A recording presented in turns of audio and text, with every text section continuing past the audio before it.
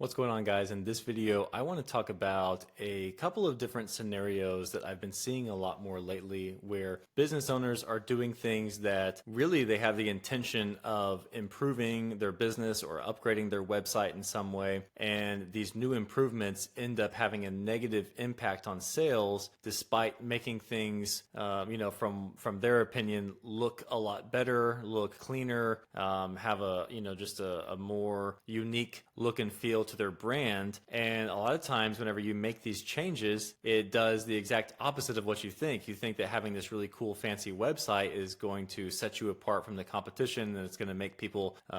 like your brand more and want to buy more. And oftentimes it does the complete opposite. So the main theme here is that if you have something that's working, and meaning if it's not broken, then don't try to fix it. And I'm a big proponent of building on the things that are already working and then fixing the things that aren't working. So a lot of times it's like if you have a website that's performing really well and maybe you haven't updated the design in a while, and you might just be wanting to give it a new look and feel just because it's you're getting kind of bored of it. It doesn't necessarily mean that your customers are going to feel the same way. So an example of this is a guy I was actually talking with this week had mentioned how simply changing the pop-up that appeared on his site to get opt-ins for his main welcome series, that he just changed the way that pop-up was presented, and his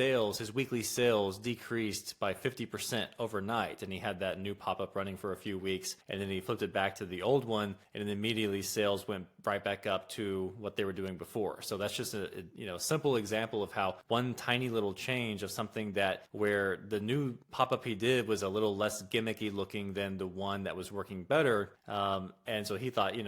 this just looks better.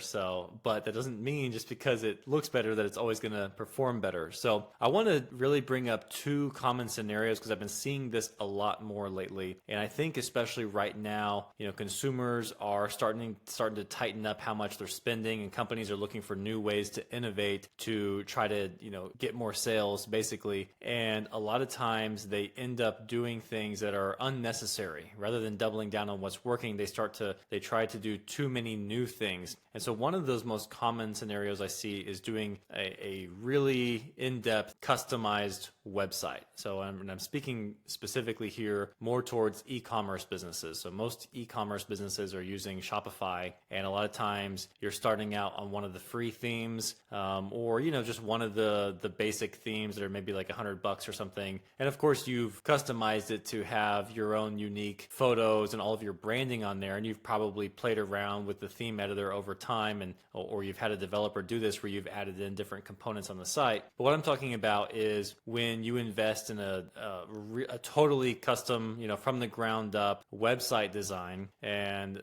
usually this has a huge price tag that comes along with it. But then whenever this happens, usually the site is going to have all these new moving pieces, and as you scroll down the page, things are appearing at different times, and you just have a lot more animation on the site. There's all these things that a lot of times business owners cool, but they don't actually lead to more conversions. And a lot of times they end up making the site way more complicated with this new fancy design than it was with their previous cheap design, and it doesn't perform as well. And so here, this is another example where if you have a site that's converting really well, then I would recommend making smaller changes over time. So, if you want to add a new feature where people can search for products, or add, different drop downs where people can put in certain detailed information, whether it's their size or whether it's something that has to do with shopping categories, and you just want to make an easier shopping experience for people, I would recommend adding those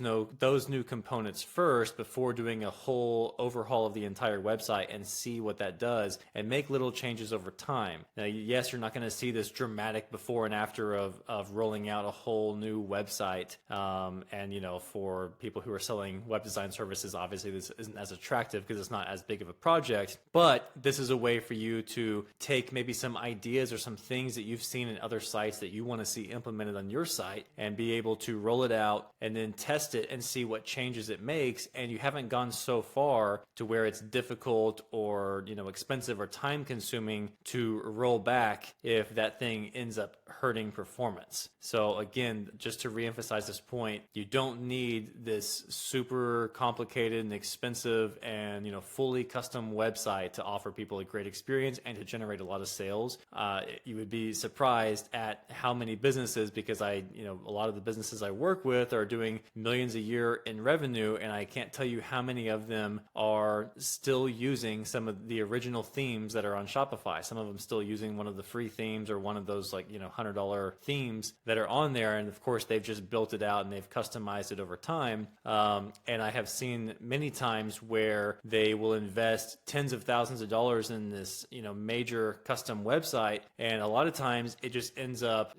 not having much impact on sales, meaning there's just not much improvement, so not much ROI there. Or in the other cases, what I see is it actually shows a decrease in sales, and sometimes pretty significantly, which is definitely not something you want to have to go through. Now, the other common scenario that I see a lot, and I'm starting to see this more, and I think it's just from people wanting to be innovative, is having really complicated sales processes or building out these really complicated sales funnels. And the thing is that when it comes to optimizing your sales process, it's not so much about having this really complicated funnel with millions of moving pieces. It's more about just getting the fundamentals right. So if you stick with a proven framework, whether